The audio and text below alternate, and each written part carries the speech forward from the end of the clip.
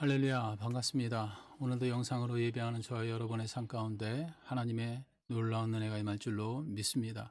오늘 우리에게 주신 하나님 말씀은 마태복음 3장 16절로 17절의 말씀입니다. 다 같이 말씀을 합독하시겠습니다.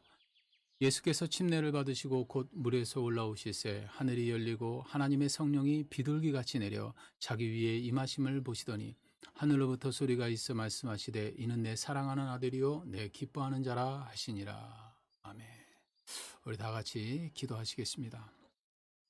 살아계신 아버지 하나님, 이 시대를 휘감고 있는 공허와 혼돈 속에서 어찌할 바를 알지 못하고 유리하는 영혼들을 궁일이 여기시고 그들에게 구원의 손길을 펼쳐주시기를 간절히 소원합니다. 뿐만 아니라 승자 독식에 취한 지배강들의 음모로부터 이 시대를 건져내 주시고 영혼을 호리는 음녀의 입김이 더 이상 세상을 지펴러 가지 못하도록 교회가 일어나 거짓에 항거할 수 있는 힘을 더해 주시기를 원합니다. 교회에 허락된 성결의 등불로 악의 그늘에 앉아 탄식하는 영혼들을 주께로 인도할 수 있는 역사가 일어날 수 있기를 간절히 소원하는 마음으로 오늘도 예배하오니 주여 응답하여 주시옵소서. 오늘도 일제히 일어나 하나님 앞에 예배하는 한인교회와 한국교회 모두가 이 위드 코로나 시대를 견인해 갈 수 있는 지혜와 은혜를 힘입어서 승리할 수 있기를 사모합니다. 이는 사람의 힘과 능에서 나온 지혜가 아니라 성령의 힘으로부터 성령의 능으로부터 나온 지혜가 되게 하여 주셔서 이 시절을 승리해 갈 수 있도록 복을 내려 주시옵소서. 하나님의 성령께서 큰 은혜를 베풀어 주셔서 변종변이로 인하여 고통받고 있는 이 상황이 집단 면역 체계가 잘 갖춰져서 다시 정상적인 그런 생활로 돌아갈 수 있도록 은혜를 베풀어 주시옵소서. 긴 시간 동안 가족들과 부비며 생활하고 있는 우리 성도들에게 평안과 위안을 허락해 주시옵시고 어려울 때일수록 멘탈 관리를 잘 할 수 있도록 은혜를 베풀어 주셔서 이 힘든 시기 가운데 하나님과의 관계를 더욱더 돈독히 다져가는 은혜가 있게 하여 주시고 가족 간에는 더욱더 관계가 원만해져서 하나님 사랑 안에서 하나가 되는 유익이 있게 하여 주시옵소서. 오늘도 아버지 하나님의 성령께서 우리에게 크고 놀라운 은혜로 함께해 주실 줄 믿습니다. 가지고 나온 기도 제목마다 응답하여 주시고 응답받고 돌아가는 그래서 기쁨으로 외양간에서 나온 송아지같이 뛰는 역사가 있도록 자비를 베풀어 주시옵소서. 오늘도 아버지 하나님의 성령께서 은혜 베풀어 주실 줄 믿사오며 예수님의 이름으로 축복하고 기도합니다. 아멘. 할렐루야. 오늘도 하나님께서 저 여러분 가운데 놀라운 은혜를 베풀어 주실 줄 믿습니다. 지난 시간에 우리는 성막에 나온 6가지 중요 성물들이 이동해 가는 그 과정을 통해서 예수님께서 이 땅에 오셔서 추구하셨던 3가지 가치에 대해서 살펴보았습니다. 그리고 이 3가지 가치를 통해서 오중복음의 메시지가 우리에게 선포되었고 그 메시지들을 삶 가운데 직접 체험해 가면서 우리는 예수님을 닮아가는 여정에 동참할 수 있고 그리고 또 영성이라고 하는 것을 우리가 배양해 나갈 수 있다라고 하는 것을 말씀드렸어요. 오늘은 지난 시간에 말씀드린 대로 저 삼위일체론에 대해서 한번 살펴보는 시간을 가져보려고 합니다. 먼저 이 삼위일체론에 대한 이해를 돕기 위해서 이 이론이 만들어지게 된 시대적 배경에 대해서 한번 살펴볼 겁니다. 이 시대에 나타난 이 이단 사상을 가지고 있었던 한 인물을 걸러내기 위해서 교부들이 이 삼위일체에 대한 개념을 성립시켰는데요. 이는 지금도 반기독교적인 사상과 이단 사설을 만들어내는 그러한 사람들을 걸러내게 해주는 아주 중요한 개념이 되기 때문에 매우 중요하다고 볼 수가 있습니다.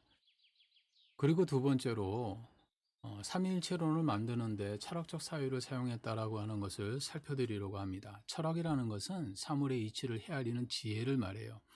그렇기 때문에 이성적인 논리로 그 사물의 이치를 헤아리는 과정을 그런 관점을 이야기를 해주는데 이 철학적 사유로는 형이상학적인 사유가 있고 성이상학적인 사유가 있습니다.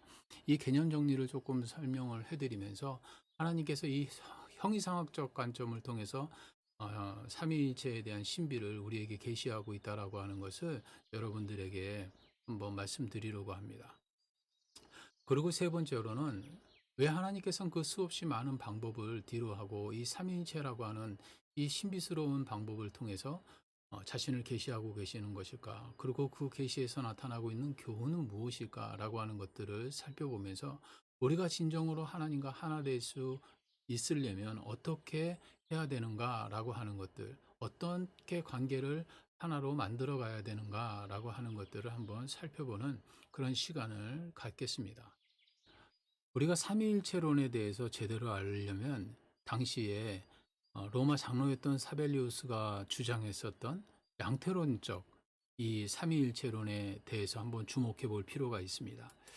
이 사벨리우스라고 하는 사람을 간단하게 좀 한번 살펴보면 어떤 사람이냐면, 예수님이 승천하시고 난 이후에 성령이 오시고 교회 시대가 열리죠. 그러고 난 다음에 예수님한테 직접 복음을 들었던 사도들이 순교를 당하게 되고 세상을 떠나게 되면서 그들의 제자였던 교부들이 교회를 이끌어가게 됩니다. 근데 이런 과정 속에서 일찌감치 가만히 들어온 거짓 교사들이 교회를 혼란시키기 시작했어요. 이들은 유대 종교가 가지고 있는 그런 어떤 사상들, 그러한 개념들, 그리고 이단 사상과 이방 종교의 그런 문화적인 그런 개념을 가지고 신화적인 개념을 가지고 이 복음의 본질을 막 교란시켜 갔다라고 하는 거예요. 그래서 교부들이 이를 두고 보다가 점점 세속화되어 가고 종교 통합화되어 가고 있는 이런 사태가 벌어지는 것을 보고 이제 하나하나씩 교리들을 정립해 가는 그런 노력들을 하게 됩니다. 그래서 니케아 정교회의가 있기 전에 신론이라고 하는 부분에서 이 삼위일체론이 최초로 모든 교리의 뿌리처럼 성립이 되게 되는 거예요. 이를 통해서 우리가 알 수 있듯이 이 삼위일체론이라고 하는 것은 이단의 사상과 그리고 또 세속화된 문화, 그리고 또 그릇된 이방 종교에서 나오는 그런 사상에서 자꾸 복음을 변질시켜 가고 그리고 또 왜곡시켜 가는 것을 막기 위해서 하나님은 이런 분이시다라고 하는 것을 정립을 해 놓은 이론이다라고 보시면 맞습니다. 그래서 지금도 이 삼위일체론에 대한 이해가 부족한 사람들이 자기를 성령님이다라고 얘기하고 하나님이다라고 이야기하면서 자기를 재림주라고 얘기하면서 이단의 교주로서 군림하는 것을 우리가 볼 수가 있어요. 그래서 이 삼위일체론에 대한 이해가 부족하게 되면 이단 미혹에 쉽게 빠질 수가 있게 된다라고 하는 거예요. 그래서 삼위일체론이 중요하다라고 하는 것입니다. 자, 그렇다면 사벨리우스가 말한 양태론적 삼위일체론은 무엇인가에 대해서 한번 살펴보겠습니다. 이 양태론이라고 하는 것은 간단하게 말씀드리면 본질은 같지만 상황에 따라서 역할에 따라서 형태가 다르게 나타난다라고 하는 주장이에요. 어떨 보면 그렇다하게 보이지만 여기에는 아주 치명적인 오류를 갖게 됩니다. 상황과 역할에 따라서 다른 모양으로 나타날 수 있기 때문에 사람들이 이것을 통해서 내가 재림주다, 내가 성령님이다라고 외칠 수 있게 되는 거예요. 그래서 이 양태론적 삼위일체론은 이단으로 가는 하나의 브릿지 역할을 하는 이론이라고 볼 수가 있습니다. 앞에 보면은 네 가지 그림이 나오는데 하나는 물을 통해서, 하나는 태양을 통해서, 나무를 통해서, 그리고 사람을 통해서 이런 양태론적인 삼위일체론을 많은 사람들이 설파를 해요. 한국 교회에 이게 만연해 있는데 이것을 한번 좀 살펴보시면서 여러분들이 이 양태론적 사고를 좀 멀리 하시고 그리고 또 분별하게 되시기를 주의 이름으로 부탁을 드리겠습니다. 첫 번째는 물이죠. 물은 열을 가하면 기체가 되고 냉기를 더하면 고체가 돼요. 그 상황과 역할에 따라서 모습은 변화되지만 본질은 바뀌지 않는다라고 하는 거죠. 이게 바로 양태론적 개념을 설명하는 물의 비유예요. 그래서 상황과 역할에 따라서 변형이 된다라고 하는 개념을 가지고 있다라고 하는 거죠. 그래서 하나님을 창조 시대 때는 말씀으로 나타나셨고, 그리고 또 똑같은 하나님이 우리를 구속하시기 위해서 예수님의 모습으로 나타났고, 그리고 또 예수님이 승천하시고 후에 성령께서 또 다른 모습으로 이 땅에 오셨다라고 이야기를 하는 거예요. 이게 그럴듯해 보이지만은 여기에는 아주 치명적인 오류가 있습니다. 그것이 바로 뭐냐면은 서로 다른 삼위격을 완전히 무시해 버리는 거예요. 그리고 역할에 따라서 그냥 형태가 변형이 되는 것뿐이야라고 이야기를 하죠. 그래서 재림주가 나오고 인간이 성령님이 되는 것이고 인간이 하나님이 돼 버리는 거예요. 우리가 삼위일체론을 이야기할 때 서로 다른 인격을 갖고 있으면서도 하나가 된 분이다라고 하는 것을 헤아리지 못하고 혼돈에 빠지는 이유는 하나님을 형이상학적 측면에서 살펴보지 않고 형이하학적 측면에서 물질적인 그런 개념으로만 자꾸 이해하려고 하기 때문에 나타나는 현상입니다. 자, 그럼 화면을 보시면서 우리가 가지고 있는 이성과 논리로 삼위일체에 대해서 헤아려 보는 시간을 가져보겠습니다. 그러기 위해선 우리는 먼저 철학이란 무엇인가에 대한 아주 기본적인 개념을 이해할 필요가 있습니다. 철학이라고 하는 것은 사물이나 현상에 내포되어 있는 이치들을 논리적으로 헤아려가는, 즉 탐구해가는 지혜를 말하고 있기 때문에 그렇습니다. 인간은 일찍부터 세상의 이치들을 헤아리기 위해서 두 가지 관점에서 생각하는 사유관을 발전시켜 갔습니다. 하나는 나타나는 현상, 보여주는 물질로만 그 사물을 헤아리는 방법이고, 하나는 그 물질 너머에 있는 존재들을 헤아리면서 그 존재, 사물에 대해서 살펴보는 방법입니다. 그 예를 들면 앞에 그림에서 보시는 것처럼 인간을 예로 들 수 있습니다. 인간은 보여지는 육체, 물질이라는 육체를 가지고 있지만 보이지 않는 비물질의 정신도, 의식도, 영혼도, 양심도 가지고 있는 존재이기 때문에 한 부분만 가지고 헤아릴 수 없는 존재라는 것입니다. 그래서 철학자들은 이 물질로 존재하고 있는 것들을 탐구하는 것을 형이하학적 방법으로 접근했고, 그리고 또 물질 너머에 존재하고 있는 영혼이나 인격이나 신념이나 가치나 도덕성, 이런 것들을 관찰하기 위해서 형이상학이라고 하는 방법으로 접근했습니다. 여기서 우리가 알아야 될 것은 비물질로 존재하고 있는 것을 절대 물질로 증명할 수 없다라고 하는 사실입니다. 이것이 형이상학적 측면에서 삼위일체를 계시하고 있는 이유입니다. 그림에서 보시는 것처럼 형이하학이라고 하는 것은 물질이라는 개념으로 사물을 이해하는 것으로 모든 세상의 이치를 물질의 형태나 속성을 통해서 관찰하고 헤아리는 것을 말합니다. 그래서 식별이 가능하고 증명도 가능하죠. 그러나 형이상학이라고 하는 것은 비물질이라는 개념으로 존재의 속성을 이해하는 것으로 모든 세상의 이치를 물질 넘어 존재하는 속성을 근거로 관찰하고 헤아리는, 그리고 추론하는 것을 말합니다. 그래서 식별은 불가능하고 증명하는 것도 불가능하다는 거죠. 삼위일체라고 하는 것은 형이하학적 측면에서 풀 수 있는 논리가 아니고 형이상학적 측면에서 헤아려야만 그 이치를 이해할 수 있는 그러한 논거입니다. 그럼에도 사람들은 형이하학적 측면에서 삼위일체를 풀고 이해하려고 하기 때문에 탈이 나게 되는 법입니다. 그래서 형이상학에 대한 이해가 있어야 삼위일체를 이해할 수 있고 그 교훈이 지는 지혜를 깨달을 수 있다는 것입니다. 하나님은 유물론적 사고를 가지고서는 결코 깨달을 수 없는 분이시라고 하는 것을 깨닫게 되시기를 주의 이름으로 축원드립니다. 자, 그렇다면 어떻게 삼위의 하나님이 하나가 될 수 있는 것일까요? 형이상학은 서로 달라도 충분히 하나가 되는 사례들로 우리를 이해시켜 줍니다. 그것은 바로 관계 안에서 하나가 될 수 있다는 것입니다. 우리는 관계를 통해서 얼마든지 하나가 될 수 있기 때문에 그리스도 안에서 온 세상의 교회가 인종과 신분이 다르고 문화가 달라도 얼마든지 하나가 된다라고 하는 것을 잘 알고 있기 때문입니다. 우리는 관계를 통해서 두 가지를 증명하게 됩니다. 하나는 자기 존재감을 느끼게 되고 자존감을 만들어 갑니다. 관계는 자기 존재를 비춰주는 거울과 같아서 인간은 관계를 통해서 자존감을 만들어 가기 때문에 그렇습니다. 그래서 관계만큼 존재감을 증명해 주는 것이 없다라고 말하는 것입니다. 그래서 하나님도 자신의 존재를 삼위일체라는 방법으로 증명하고 계시는 것입니다. 이처럼 관계 안에서 하나가 된다는 지혜는 우리를 성경 안에서 하나가 되게 하고 복음 안에서 하나가 되게 하고 성령 안에서 하나가 될 수 있다라고 하는 것을 깨우쳐 줍니다. 관계라고 하는 것은 모든 것을 하나로 묶는 속성을 가지고 있기 때문입니다. 그래서 예수님도 십자가를 통해서 하나님과 인간과의 관계를 하나가 되게 하셨고 인간과 인간과의 관계를 하나가 되게 하신 것입니다.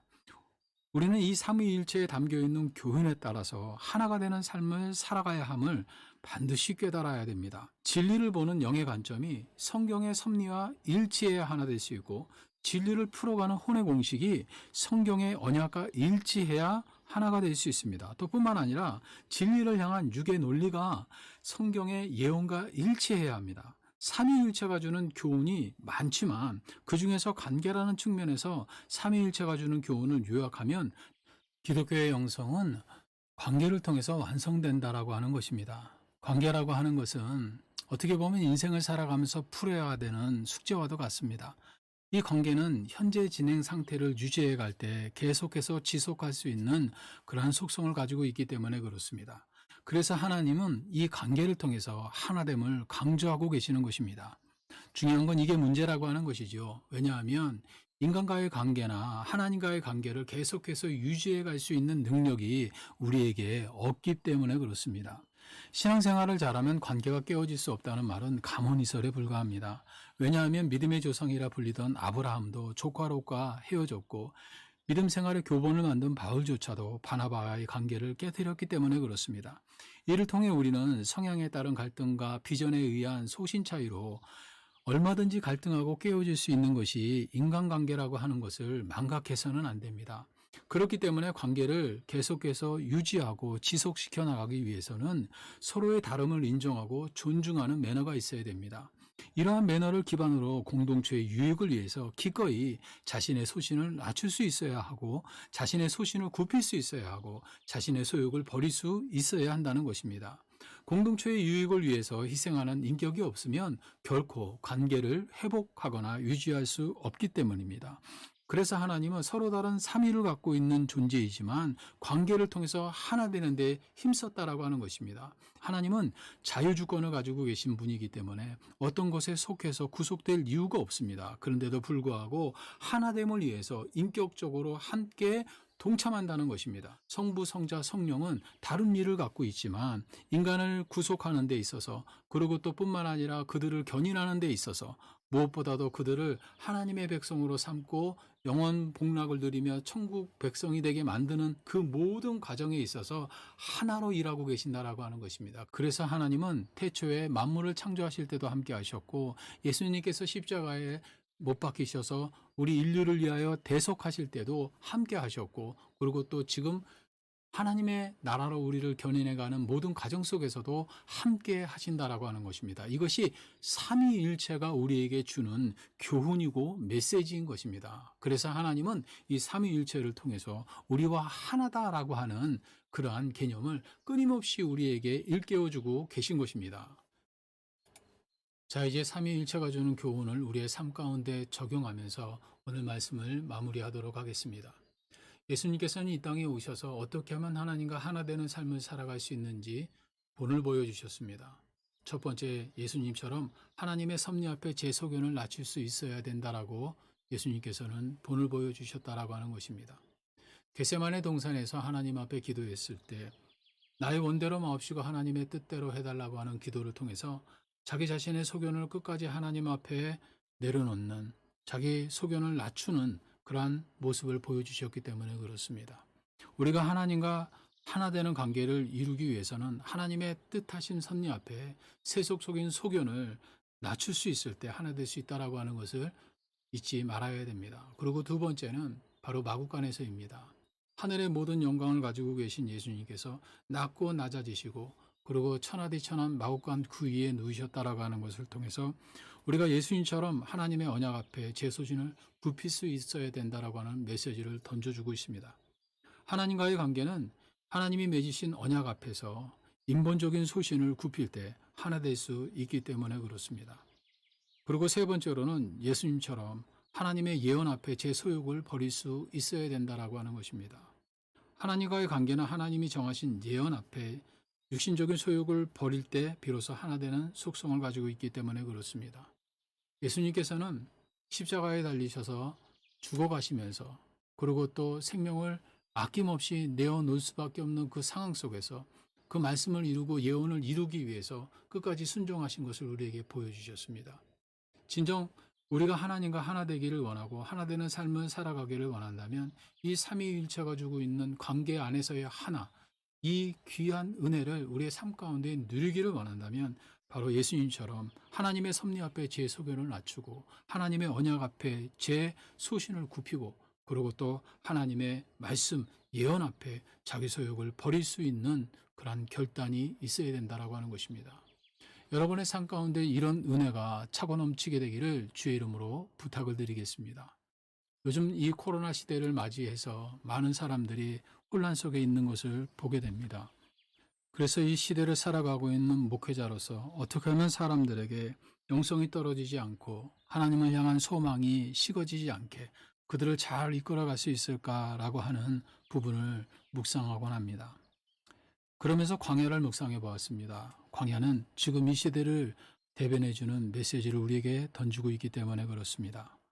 하나님의 사람들에게 있어서 광야라고 하는 것은 사람들과 비대면하고 하나님의 면전 앞으로 나아가 하나님과 대면하는 장소였기 때문에 그렇습니다. 며칠 전에 송기철 장로님이 이런 말씀을 하는 것을 들었습니다. 하나님이 코로나를 이 시대 가운데 허락하신 이유는 하나님과 대면하는 시간을 가지시길 원하셨기 때문이고 교회라는 건물이 아닌 진짜 성전인 나에게 임하기를 원하시기 때문이라는 말씀이셨습니다. 하나님을 더 깊이 대면하고 또 하나님의 깊은 임재 가운데로 나가야 된다라고 하는 말씀을 하시는 것을 들었습니다.